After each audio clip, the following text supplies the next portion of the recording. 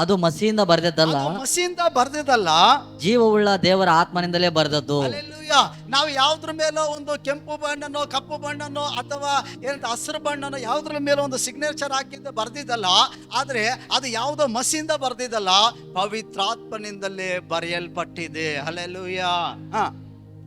ಕಲ್ಲಿನ ಮೇಲೆ ಅಲ್ಲ, ಕಲ್ಲಿನ ಮೇಲೆ ಅಲ್ಲ, ಅದು ಬರೆಯಲ್ಪಟ್ಟಿರೋದು ಯಾವುದೋ ಒಂದು ಬೆಲೆ ಬಾಳುವ ಪೇಪರ್ ಮೇಲಲ್ಲ, ಅಥವಾ ಬಾಂಡ್ ಪೇಪರ್ ಮೇಲಲ್ಲ, ಅದು ಅಗ್ರಿಮೆಂಟ್ ಅಲ್ಲ, ಅಥವಾ ಕಲ್ಲಿನ ಮೇಲಲ್ಲ, ಮನುಷ್ಯನ ಹೃದಯಗಳೆಂಬ ಹೃದಯ ಎಂಬ ಹಲಿಗೆಗಳ ಮೇಲೆ ಬರೆದದ್ದು, ಮೇಲೆ ಬರೆಯಲ್ಪಟ್ಟಿದೆ. ಹಲ್ಲೆಲೂಯಾ.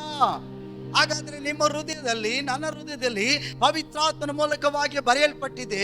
ಏನಂತಂದ್ರೆ ನಾವು ದೇವರ ಮಕ್ಕಳಾಗಿದ್ದೀವಿ ಎಂಬುದಾಗಿ. ಈ ಹೊಸ ಒಡಂಬಡಿಕೆಗೆ ನಾನು ನೀವು ಸೇವಕರಾಗಿದ್ದೀವಿ ಅನ್ನೋದು ಬರೆಯಲ್ಪಟ್ಟಿದೆ. ಹೇಗೆ ಬರೆಯಲ್ಪಟ್ಟಿದೆ? ಅದು ಮಸಿಯಿಂದ ಅಲ್ಲ, ಅದು ಕಲ್ಲುಗಳ ಮೇಲಲ್ಲ, ಅಥವಾ ಯಾವುದೋ ಪೇಪರ್ ಮೇಲೆ, ಯಾವುದೋ ಒಂದು ಅಗ್ರಿಮೆಂಟ್ಗಳ ಮೇಲಲ್ಲ, ಬದಲಾಗಿ ನಮ್ಮ ಹೃದಯ ಎಂಬ, ನನ್ನ ನಿನ್ನ ಪ್ರತಿಯೊಬ್ಬ ಹೃದಯ ಎಂಬ ಹಲಗೆ ಮೇಲೆ ಬರೆಯಲ್ಪಟ್ಟಿದೆ ಅದು. ಹಲ್ಲೆಲೂಯಾ. ಹಾಗಾಗಿದ್ದೇನೆ, ನೀನು ಏನಾಗಿದ್ದಿ? ಈ ಹೊಸ ಒಡಂಬಡಿಕೆಗೆ ದೇವರ ಸೇವಕನಾಗಿದ್ದೀನಿ ನಾನು. ನೀವೇನಾಗಿದ್ದೀವಿ? ದೇವರಿಗೆ ಸೇವಕಿ ಆಗಿರೋದ್ರಿಂದ ಆ ಸೇವಕಿ ಆಗಿದ್ದೀನಿ ಅನ್ನೋದನ್ನ ದೇವರ ಆತ್ಮನೇ ನಮ್ಮ ಹೃದಯ ಎಂಬ ಹಲಗೆಗಳ ಮೇಲೆ ಬರೆಯಲ್ಪಟ್ಟಿದ್ದಾನೆ. ಹಲ್ಲೆಲೂಯಾ. ಆದ್ರಿಂದ ವಾಕ್ಯ ಹೇಳ್ತದೆ, ಇಂಥ ಭರವಸವು, ಇಂಥ ನಂಬಿಕೆಯು ಕ್ರಿಸ್ತನ ಮೂಲಕವೇ ದೇವರ ಮುಂದೆ ನಮಗುಂಟು. ನಮಗಿರುವ ಧೈರ್ಯ, ನಮಗಿರುವಂತ ಭರವಸೆ ಏನಂದ್ರೆ, ದೇವರು ಕರೆದಿದ್ದಾನೆ, ದೇವರು ನೇಮಿಸಿದ್ದಾನೆ. ಅದೇ ಯೋಗ್ಯತಾ ಪತ್ರ. ದೇವ್ರು ನಮ್ಮನ್ನು ಕರೆದಿರೋದ್ರಿಂದನೇ ದೇವ್ರಿಗೆ ಕಾರ್ಯ ಮಾಡ್ತಿದ್ದಾನೆ. ದೇವ್ರು ನಮ್ಮನ್ನು ನೇಮಿಸಿರೋದ್ರಿಂದನೇ, ಪವಿತ್ರಾತ್ಮನ ಮೂಲಕ ನಮ್ಮ ಹೃದಯ ಎಂಬ ಹಲಗೆಗಳ ಮೇಲೆ ಆತನು ಬರೆದಿರೋದ್ರಿಂದನೇ ಈ ಸಭೆ ಬಂತು. ಈ ಸಭೆಯ ವಿಶ್ವಾಸಿಗಳು ಬಂದ್ರು, ದೇವರ ಸೇವಕರುಗಳು ಬಂದ್ರು. ಇವರು ನಮ್ಮ ಸೇವಕರು, ಇವರು ನಮ್ಮ ವಿಶ್ವಾಸಿಗಳು ಅಂತ ನಾವು ನಂಬ್ತಾ ಇದ್ದೀವಿ. ಇವರು ದೇವರ ಮಕ್ಕಳಾಗಿದೆ ಅಂತ ನಾವು ನಂಬ್ತಿದ್ದೀವಿ. ನಮ್ಮನ್ನು ಯಾಕೆ ನೀವು ಸ್ವೀಕರಿಸ್ಕೊಳ್ತಿದ್ದೀರಿ ಸೇವಕರಂತ? ನಿಮ್ಮ ಹೃದಯಗಳಲ್ಲಿ ಪವಿತ್ರಾತ್ಮನು ಬರೆದಿದ್ದಾನೆ. ಇವರು ನಮ್ಮನ್ನು ಸಭೆಯನ್ನು ನಡೆಸುವಂತ ದೇವ ಸೇವಕರಾಗಿದ್ದಾರೆ.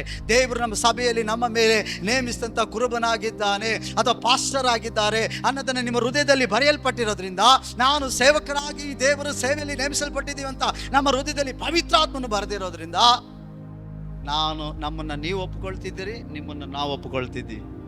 ಹಲ್ಲೆಲೂಯಾ. ಮತ್ತೆ ಇನ್ನೊಂದು ಹೇಳ್ಬೇಕಂದ್ರೆ, ನಿನ್ನ ಹೃದಯದಲ್ಲಿ ದೇವರು ಮಸಿಯಿಂದಲ್ಲ, ಹೃದಯ ಎಂಬ ಕಲ್ಲಿನ ಮೇಲಲ್ಲ, ಹೃದಯ ಎಂಬ ಹಲಗೆ ಮೇಲೆ ಏನಂತ ಬರೆದಿದ್ದಾನೆ ಗೊತ್ತಾ? ನೀವುಗಳು ದೇವರಿಗೆ ಸೇವಕಿ ಆಗಿದ್ದೀರಿ. ನಾವೆಲ್ಲರೂ ದೇವರಿಗೆ ಸೇವಕಿ ಆಗಿದ್ದೀವಂತೆ. ಮುಂದಿನ ವಚನದಲ್ಲಿ ಅದು ತಿಳಿಸ್ತದೆ. ನಾನು ಸೇವಕನಾಗಿದ್ದೀನಿ ಅನ್ನೋದಕ್ಕೆ ಅದು ನನ್ನ ಬಲ ಅಲ್ಲ, ಪರಾಕ್ರಮ ಅಲ್ಲ, ನನ್ನ ಭಕ್ತಿ ಅಲ್ಲ, ನನ್ನ ವಿಶ್ವಾಸ ಅಲ್ಲ, ನನ್ನ ಪರಿಶುದ್ಧತೆ ಅಲ್ಲ.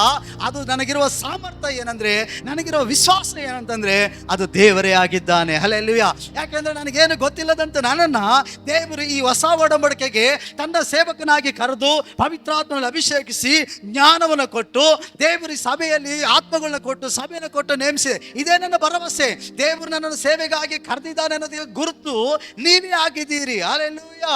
ಹಾಗಾದ್ರೆ ನಿಮ್ಮ ಹೃದಯದಲ್ಲಿ ಭರವಸೆ ಏನು? ನಾನು ದೇವರ ಮಗಳಾಗಿದ್ದೀನಿ, ದೇವರ ಮಗನಾಗಿದ್ದೀನಿ, ನಾವು ದೇವ ಜನರಾಗಿದ್ದೀವಿ ಅನ್ನೋದಕ್ಕೆ ಭರವಸೆ ಏನಂತಂದ್ರೆ, ಪವಿತ್ರಾತ್ಮನು ನಿಮ್ಮ ಹೃದಯದಲ್ಲಿ ಬರೆಯಲ್ಪಟ್ಟಂತ ಆ ಭರವಸೆಯೇ ಕಾರಣ ಹೊರತು, ನೀವು ಒಳ್ಳೆಯವರು, ಚರ್ಚಿಗೆ ಬಂದಿದ್ದೀರಿ, ಆರಾಧಿಸುವವರಾಗಿದ್ದೀರಿ, ಕಾಣಿಕೆ ಕೊಡ್ತೀರಿ, ಅಥವಾ ದೇವರ ಕೆಲಸದಲ್ಲಿ ಸೇವೆಯಲ್ಲಿ ಪಾಲು ತೆಗೆದುಕೊಳ್ತಿದ್ದೀರಿ, ಸಂತೋಷ ಎಂಬುದಾಗಿ ನಿಮ್ಮನ್ನ ಸಾಮರ್ಥ್ಯವನ್ನು ನೋಡಿ ಯೋಗ್ಯರಂತ ಎಣಿಸಿಲ್ಲ.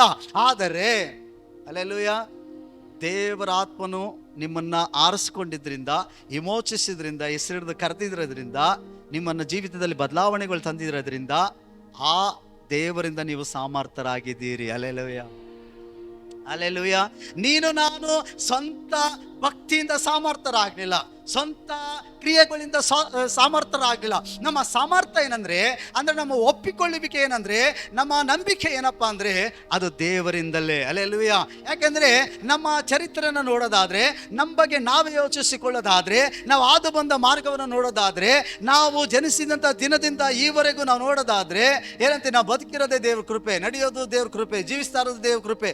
ಪಾಪಿಗಳಾಗಿರೋ ನಾವು ಇವತ್ತು ನೀತಿವಂತರಾಗಿ ಸಮಾಧಾನವಾದ ಜೀವಿತವನ್ನು ಜೀವಿಸ್ತಿದ್ದೀವಿ. ದಾಸತ್ವದಲ್ಲಿ ಸೈತಾನಲ್ಲಿ ಬಾಧಿಸಲ್ಪಟ್ಟಂತ ನಾವು ಬಿಡುಗಡೆ ಹೊಂದಿಕೊಂಡಿದ್ದೀವಿ. ಇವತ್ತು ದೇವರ ಸುವಾರ್ತೆ ಸಾರ್ತಿದ್ದೀವಿ, ಪ್ರಾರ್ಥನೆ ಮಾಡ್ತಿದ್ದೀವಿ, ದೇವರ ವಾಕ್ಯಗಳು ಕೇಳ್ತಾ ಇದ್ದೀವಿ, ದೇವರ ಮಕ್ಕಳಾಗಿದ್ದೀವಿ, ದೇವರ ಆಜ್ಞೆಗೆ ವಿಧೇಯರಾಗಿ ನಡ್ಕೊಳ್ತಿದ್ದೀವಿ. ಅಂದ್ರೆ ಈ ಸಾಮರ್ಥ್ಯ ನನ್ನಲ್ಲಿ ನಿನ್ನಲ್ಲಿ ನಮ್ಮಿಂದ ಬಂದಿದ್ದಲ್ಲ, ಅದು ದೇವರು ಕೊಟ್ಟಿದ್ದೆ. ಹಲ್ಲೆಲೂಯಾ. ದೇವರಿಂದ ಬಂದಂಥ ಸಾಮರ್ಥ್ಯ. ಎಷ್ಟು ಜನ ಒಪ್ಕೊಳ್ಳೋರು ಅಲ್ಲೆಲ್ಲೂ ಹೇಳ್ರಿ?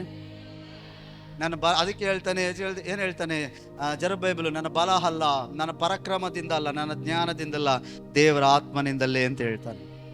ಹಲ್ಲೆಲೂಯಾ. ಪೌಲನು ಈ ಕೊರಿಂಥದಕ್ಕೆ ಬರೆಯುವಾಗ ಹೇಳ್ತಾನೆ, ಪ್ರಯಾಸ ಪಟ್ಟಿತು ನಾನಲ್ಲ, ನನ್ನೊಳಗಡೆ ಇರುವ ದೇವರ ಕೃಪೆ ಪ್ರಯಾಸ ಪಡ್ತು ಅಂತ ಹೇಳ್ತಾನೆ. ಹಾಗಾದ್ರೆ ಸಾಮರ್ಥ್ಯ ಇಲ್ಲದವನಿಗೆ ಸಾಮರ್ಥ್ಯ ಕೊಡ್ತು ಈ ಹೊಸ ಒಡಂಬಡಿಕೆ ಸೇವೆ. ಹಲ್ಲೆಲೂಯಾ. ಸಾಮರ್ಥ್ಯ ಇಲ್ಲದವರಿಗೆ ನಿಮಗೂ ನನಗೆ ದೇವರ ಮಕ್ಕಳಾಗುವ, ಪರಿಶುದ್ಧವಾದ ಜನರಾಗುವ, ದೇವರಿಗೆ ಸೇವೆ ಮಾಡುವ ಯಾಜಕ, ಲೇವಿಯರು, ಸ್ವಕೀಯ ಜನರಾಗುವ ಸಾಮರ್ಥ್ಯವನ್ನು ದೇವರೇ ಕೊಟ್ಟ. ಹಲ್ಲೆಲೂಯಾ.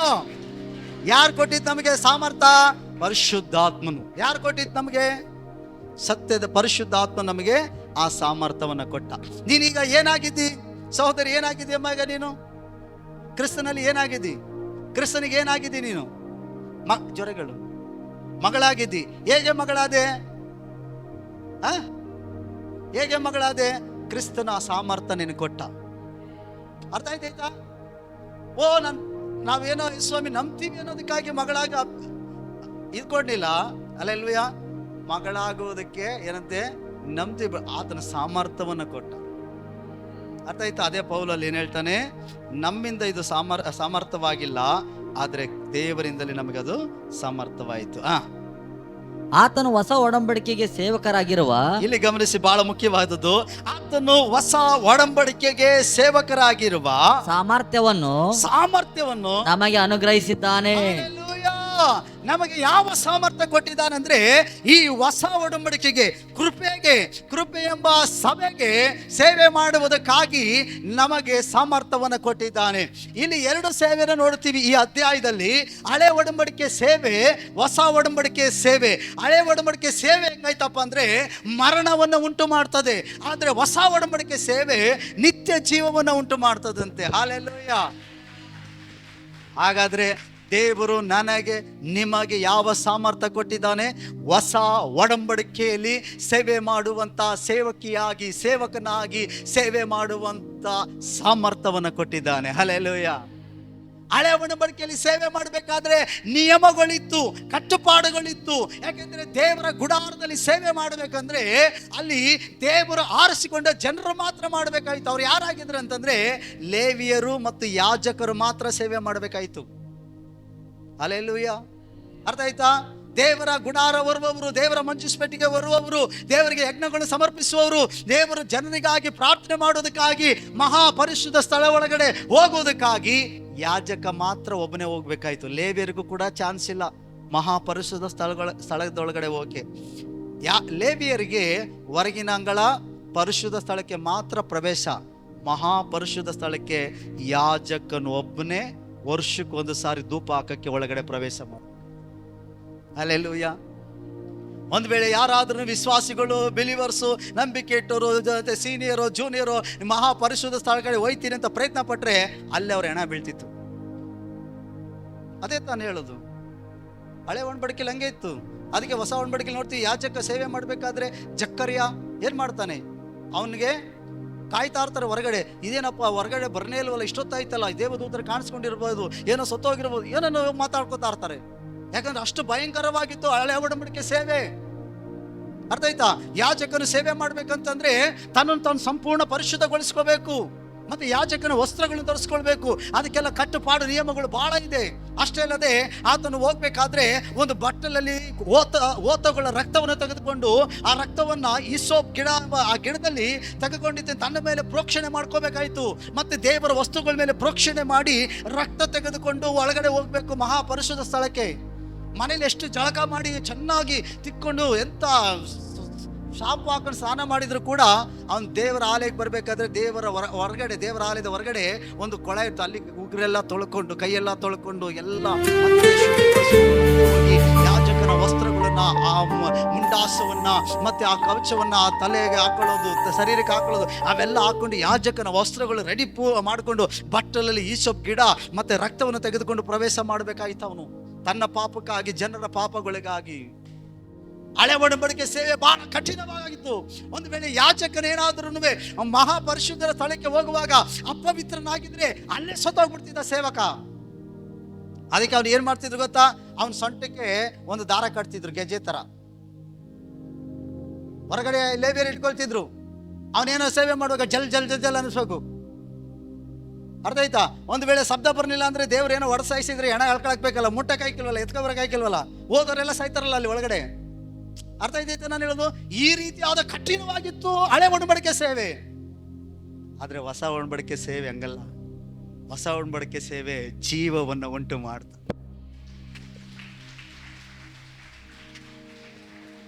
ಇನ್ನೊಂದು ಸಂತೋಷ ಸುದ್ದಿ ಏನು ಗೊತ್ತಾ?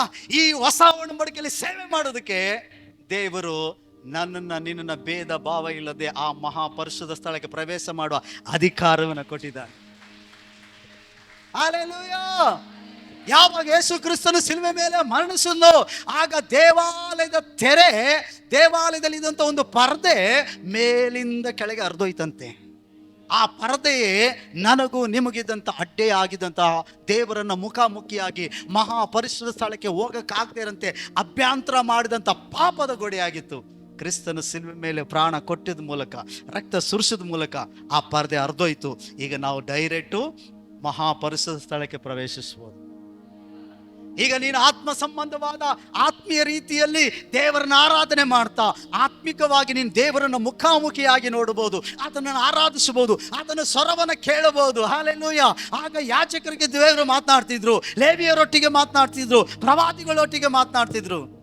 ಈ ಸೇವೆಯಲ್ಲಿ ಹೊಸ ಒಡಂಬಡಿಕೆಯಲ್ಲಿ ದೇವರು ಸೇವಕರೊಟ್ಟಿಗೆ ಮಾತಾಡ್ತಾನೆ, ಪ್ರವಾದಿಗಳೊಟ್ಟಿಗೆ ಮಾತನಾಡ್ತಾನೆ, ಹಿರಿಯರೊಟ್ಟಿಗೆ ಮಾತನಾಡ್ತಾನೆ, ಯೌವನಸ್ಥರೊಟ್ಟಿಗೆ ಮಾತನಾಡ್ತಾನೆ, ಸಣ್ಣ ಮಕ್ಕಳೊಟ್ಟಿಗೆ ಮಾತನಾಡ್ತಾನೆ. ಎಲ್ಲರೂ ನಾವೀಗ ಮಹಾಯಾಜಕರಾಗಿದ್ದೀವಿ ಸೇವೆ ಮಾಡೋದಕ್ಕಾಗಿ. ಹಲ್ಲೆಲೂಯಾ! ಈಗ ನೀನು ಪ್ರಾರ್ಥನೆ ಮಾಡ್ತಾ ಮಹಾಪರಿಶುದ್ಧ ಸ್ಥಳಕ್ಕೆ ಪ್ರವೇಶ ಮಾಡಬಹುದು. ಅಪ್ಪ ತಂದೆ ಎಂಬುದಾಗಿ ನೀನೇ ಲೇವಿಯರಾಗಿದ್ದೀರಿ, ಈಗ ನಾವು ಯಾಜಕರಾಗಿದ್ದೀವಿ. ಈಗ ಮಹಾಪರಿಶುದ್ಧ ಸ್ಥಳದಲ್ಲಿ ಹೋಗಿದ್ದೇನೆ. ಈಗ ನಾವು ಓರಿಗಳ ರಕ್ತ ತೆಗೆದುಕೊಂಡು ಹೋಗ್ಬೇಕಾದ ಅವಶ್ಯಕತೆ ಇಲ್ಲ. ಈಗ ಕ್ರಿಸ್ತನ ರಕ್ತವನ್ನು ತೆಗೆದುಕೊಂಡು ಆತನ ಸನ್ನಿಧಾನದಲ್ಲಿ ಹೋಗಿ ಅಪ್ಪನ ಮುಂದೆ ನಿಂತುಕೋಬಹುದು. ಈ ಅಧಿಕಾರವನ್ನ ಹೊಸ ಒಡಂಬಡಿಕೆ ಸೇವೆಯಲ್ಲಿ ನಮಗೆ ಉಂಟ. ಅದಕ್ಕೆ ವಾಕ್ಯ ಹೇಳ್ತದೆ, ನಮಗೆ ಹೊಸ ಒಡಂಬಡಿಕೆಯಲ್ಲಿ ಸೇವೆ ಮಾಡುವಂತ ಸಾಮರ್ಥ್ಯವನ್ನ ಕ್ರಿಸ್ತನು ನಮಗೆ ಕೊಟ್ಟಿದ್ದ.